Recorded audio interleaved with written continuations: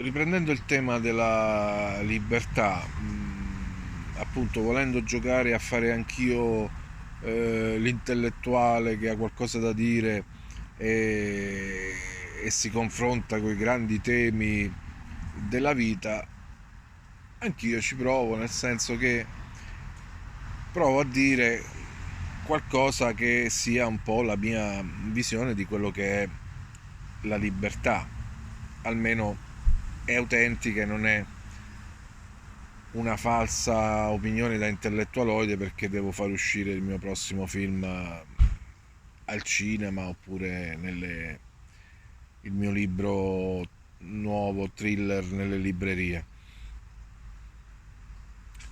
La libertà è un po' un'utopia nella materia, quindi io credo che la libertà sia qualcosa che appartiene alla sfera interiore di ognuno di noi, dove comunque c'è un ginepraio di trappole, che si chiamano più che altro pensieri, ma anche emozioni, anche paure ancestrali. Però penso che la libertà va cercata lì, nella nostra interiorità, nel nostro mondo, diciamo, spirituale, che ha a che fare un po' con l'aspetto più profondo. La materia, il mondo è stato strutturato dagli uomini in maniera che la libertà sia praticamente quasi impossibile. In un mio film, per esempio, Al Teen in città, ho raccontato la storia di un immigrato albanese che arriva col barcone negli anni 90, il famoso barcone che arriva da Valona a Brindisi e insomma lavora in una macelleria, fa una vita di sopravvivenza e sogna di diventare un grande scrittore famoso, che nella sua concezione quella sarebbe la sua libertà, diventando qualcuno, diventando famoso. E poi nel film ho cercato di raccontare che sia la sua esperienza da povero, da proletario, sia la sua esperienza poi da ricco e famoso si rivela una prigione. Questo discorso è ancora più potente se si conoscono e si osservano da vicino le persone ricche e famose nella società reale. Ne ho conosciuta qualcuna e nonostante i guru del web, di YouTube, questi ragazzetti, questi ragazzini che a 20 anni, 25 massimo già ti parlano di milioni, vivono a Dubai e niente, queste caricature umane che fino a qualche anno fa non esistevano. Ora sono tutti diciottenni imprenditori multimilionari. Beh, osservandoli, quelli veri, quelli anche di una certa età, diciamo imprenditori, eccetera, a me non sembrano affatto persone libere. Devo dirlo con rammarico perché io comunque non sono contro la ricchezza, sicuramente sono qualcuno a cui piace essere creativo nelle proprie imprese, quindi anche un po' imprenditoriale e ho sempre delle iniziative mie personali, non ho mai lavorato per conto terzi, diciamo.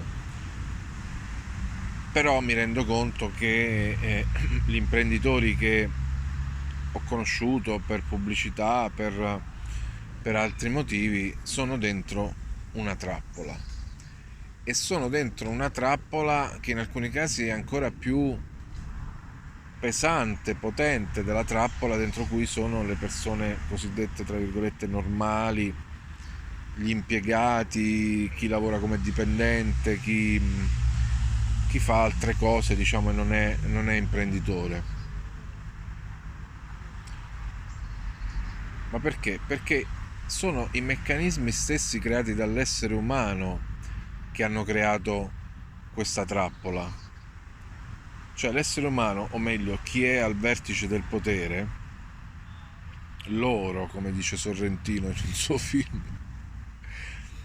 che poi chi sono loro? Loro ci sono sempre stati, non è complottismo o chissà che, cioè hanno tirato fuori adesso negli ultimi anni questo termine perché la gente si sta svegliando e ha le palle piene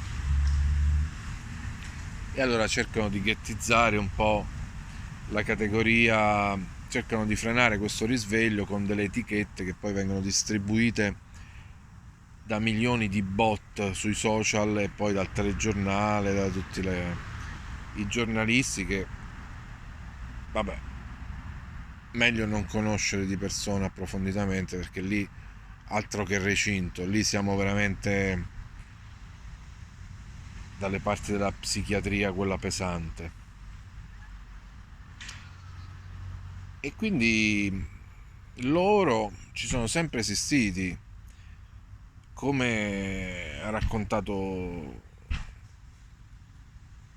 raccontato tanti registi che hanno voluto in qualche modo condannare il potere. Negli ultimi decenni poi si è creato il film distopico, ma il film distopico che cos'è? Il film distopico è proprio l'oggettivazione di una situazione reale, non è che nasce così dalla fantasia malata, è quello che il regista, lo sceneggiatore ha percepito a livello interiore, anche se la realtà ci parla diversamente, la realtà conserva la sua apparenza placida come questo bosco così bello, idilliaco, però la nostra interiorità raccoglie delle informazioni che sono non visibili e quindi ci dà un risultato per cui il cinema è un mezzo fantastico per metterlo in scena,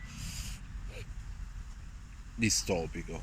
Esiste realmente, non è fantascienza.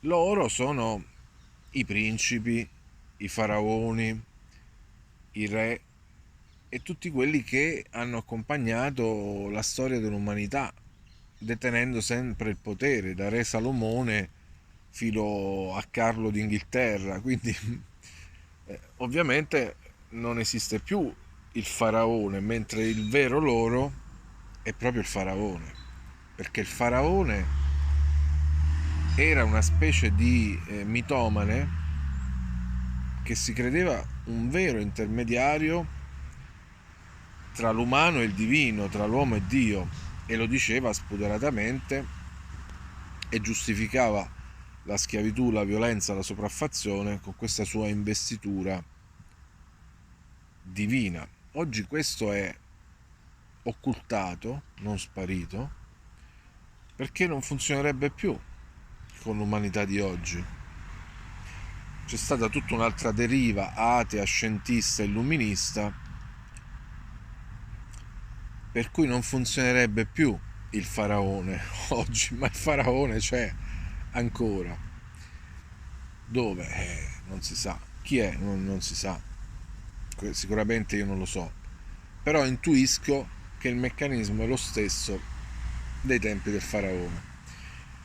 Quindi la libertà nella realtà concreta della materia io non la vedo, né tra chi è povero, né tra chi è ricco, né tra chi è libero nel tempo, ha molto tempo libero, né in chi è eccessivamente impegnato, perché ci sono alcuni punti dove ti incastri comunque. Il primo di tutti è il denaro. Infatti una percezione di libertà ci accompagna finché siamo ragazzi, studenti, poi all'università, a meno che non abbiamo una famiglia opprimente, allora cerchiamo subito l'indipendenza per fuggire dalla famiglia. Ma che succede poi? Che il meccanismo del denaro ci rende più dipendenti e schiavi che mai, perché il meccanismo della laurea, quindi dalla laurea poi trovi il lavoro, da quel momento in poi si può dire che l'uomo adulto non vive, non è vivente e ritornerà, resuscita alla pensione. poi chi resuscita? Perché ci sono molti come Fantozzi che poi alla pensione continuano ad andare in automatico sul posto di lavoro, come Fantozzi che addirittura arriva a pagare pur di continuare ad andare a lavorare. Beh, questa è un'amara verità, ci sono molte persone purtroppo che c'è poco da ridere. Quando vanno in pensione affrontano un vuoto devastante. Questo vuoto è determinato da questa non vita dell'uomo barra donna adulto che non vive fino alla laurea, poi nell'università incomincia una specie di pre-morte che, diciamo, il tubo viene staccato, il respiratore alla laurea, e poi è una sorta di non vita fatta appunto di queste trappole che l'essere umano, meglio loro hanno costruito. Dicevo, la prima è il denaro. Il denaro è una trappola micidiale. Innanzitutto a livello interiore, perché molti amano proprio il denaro e lo ricercano per tutta la vita, quindi è più che altro una convinzione interiore: denaro uguale successo uguale libertà. Quindi la trappola ce l'hanno dentro. Io non sono contro il denaro assolutamente, quindi secondo me è giusto, più ne hai e meglio è, ma è come è gestito il denaro, il modo in cui viene distribuito, il modo in cui viene pensato è una trappola. Una marea di denaro per pochissimi e la fame e la povertà per il 98% dell'umanità. Non la fame, vabbè, diciamo la classe media sempre più povera, eccetera, questi discorsi che ormai sappiamo, perfino il mainstream ne parla, pensate un po'. Quindi questa è una delle trappole. Magari farò altri video approfondendo questo tipo di concetto, se magari qualcuno è interessato. E il cinema non sfugge a questo recinto.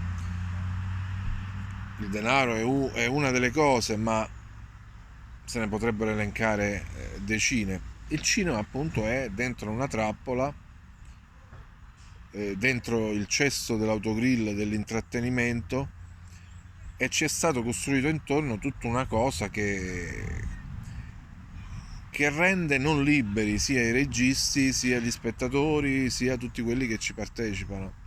È tutto un sistema che si inchina al dio denaro, lecca con la lingua il pavimento dell'appartamento del dio denaro, del faraone, e non è altro che un servo, un servitore, da cui ogni tanto escono delle cose notevoli. Per carità, Eisenstein per esempio era un servitore del regime russo, eppure è riuscito a partorire quei 3-4 film che sono delle opere d'arte incredibili, quindi poi tutto è possibile. Ma questo non elimina la schiavitù, il recinto, la non libertà. Siccome era il tema di questo video, la libertà, ne ho parlato così. E il cinema ha tentato la fuga dal recinto, dalla sua prigione, nei movimenti, nel free cinema, nella nouvelle vague, nel cinema sperimentale, nel cinema di Godard e chi ha fatto i film come Godard, nel cinema anche di chi si è introdotto al 100% nell'industria come Federico Fellini, ma che forse è il più grande regista della storia del cinema, perché le condizioni e la sua capacità di manipolare l'industria dall'interno, ovviamente c'erano le condizioni per farlo, oggi non ci sono, gli ha consentito di sfruttare le risorse, un po' come il pittore a servizio del Papa sfruttava le risorse della Chiesa per fare i capolavori. Oggi queste condizioni non ci sono. perché non c'è più chi fa il Papa in quel modo lì, con la capacità di riconoscere un Caravaggio. E quindi il discorso è abbastanza complesso. Ovviamente la libertà è un discorso enorme, però concludo dicendo che la libertà si può sperimentare nel mondo interiore, interiormente. Ecco perché il cinema è una delle arti che fatica maggiormente a trovare la sua espressione, la sua libertà. I registi indipendenti, io stesso lo sono, ci provano, ma è difficile perché ormai si è diffusa la forma pensiero che il cinema è un'industria. Se tu fai un film probabilmente diventerai famoso, è successo a me ma è successo a tanti altri, che persone prese dalla strada, diciamo, si fanno delle illusioni. Il mondo interiore invece si può sperimentare in maniera più potente, per esempio nella letteratura, nelle altre arti, la pittura, eccetera, perché appunto lì è l'artista con la propria interiorità, non è richiesto di confrontarsi con la materia. Ma proprio questa è la grandezza e la potenza del cinema. La potenza del cinema è la spiritualizzazione della materia. Cioè la cosa grandiosa che ti consente di fare il cinema è di utilizzare la materia, la creazione, pezzi di creazione, diciamo, umani e non umani, per realizzare il tuo film, la tua opera. Cosa che nella letteratura invece si fa con le parole, quindi con dei codici, con dei simboli, e non si fa con le cose reali del mondo. Quindi questa è la più grossa schiavitù, la schiavitù dalla materia, ma più che altro dalle prigioni che ci sono nella materia, e nello stesso tempo costituisce anche la potenza del cinema. Ma chiaramente la libertà, la percezione della libertà arriva in maniera molto più netta quando la sperimentiamo, a volte, anche se è molto difficile, la sperimentiamo nel nostro mondo interiore, nel nostro mondo dello spirito.